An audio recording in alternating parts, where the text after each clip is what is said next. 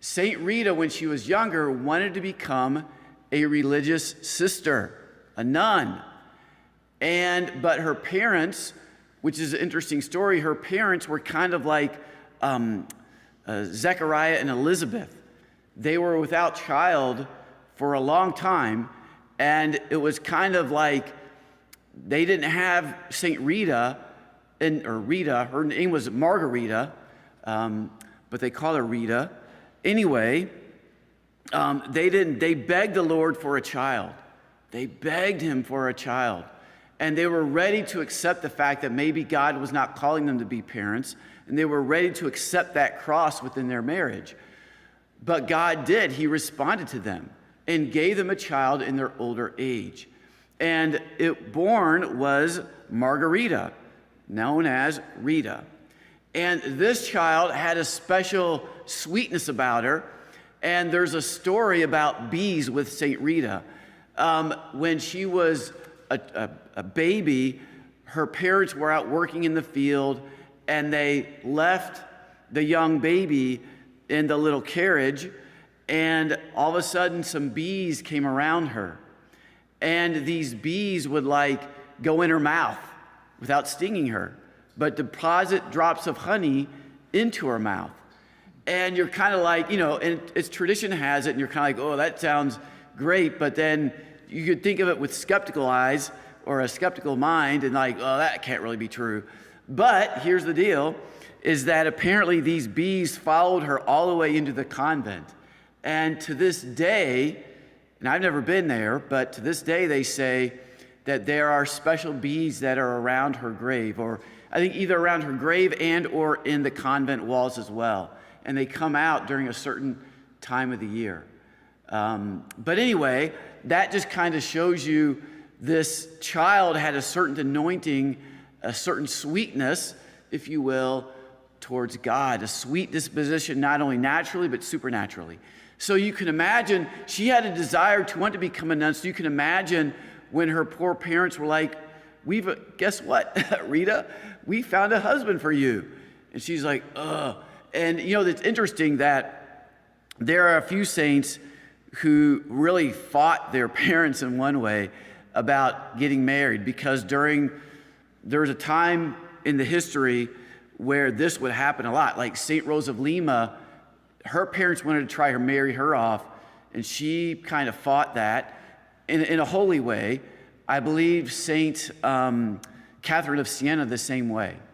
But Saint Rita didn't have that disposition. She was more, just had this sweet disposition that wanted to please her parents, and she did. And she married this person who wasn't a good fit for her at all. Whereas you had a nice, sweet disposition of Saint Rita, her personality, you had a really a borderline violent temperament of her husband. Her husband had his own wounds in his life, and he carried them into the marriage. He had a violent temper, didn't treat Rita well at all. But after so many years of her patient enduring of her husband's behavior, praying for him, etc., eventually it's understood he had a conversion in his temperament, and indeed maybe even a conversion in his faith life. But but her husband would end up being killed. He would end up being murdered. And this is kind of after, obviously, he had his little change of disposition. But Saint Rita chose to forgive the murderers. And from the marriage, they had 2 children. And her boys had followed in her husband's footsteps of having that kind of anger and just kind of violent kind of nature. And so they wanted to go out and seek revenge. And Saint Rita is preaching forgiveness to them. But they were just kind of not there. And so what Saint Rita did is she prayed and said, Lord, take them from this world before they lose their soul. And so she's like, it's better for my sons to die, even though I do not want that as a mom. No parent wants their children to die before them. But she prayed, take them, so as long, take them from this world, just save their soul. Because St. Rita, as a woman of faith, any person of faith knows that it's a greater good to save your own soul than to live a long life. Who cares about living the American dream if it costs you your soul? Who cares? Big deal, right? This is biblical. This is what Jesus says. What profit a man if he gains the whole world, but he loses his soul? We live this life for the sake of the next life. That's what this life is about. We're trying to merit salvation through God's grace. And so St. Rita, in her wisdom, prayed that the Lord would take them and so that their soul would be spared. And he did.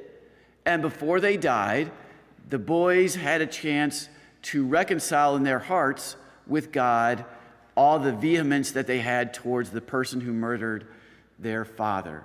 And so they repented of all of that. And St. Rita, who was also concerned about the salvation of her husband's soul, received a gift from the Lord to understand that indeed his soul was saved too. So anyway, from there, St. Rita went into the convent and lived. She joined the Augustinian nuns and lived there for 40 years. And she practiced a life of deep prayer, penance, helping, doing works of mercy. And eventually, after a time, like I said, the Lord gave her, for the last 15 years of her life, a thorn in her head, or a wound in her head, which signifies one of the thorns from the crown of thorns that Jesus wore himself. Because she had a great devotion to penitential practice, and specifically a great love, as I said, for the cross of Jesus, for his passion. One of the reasons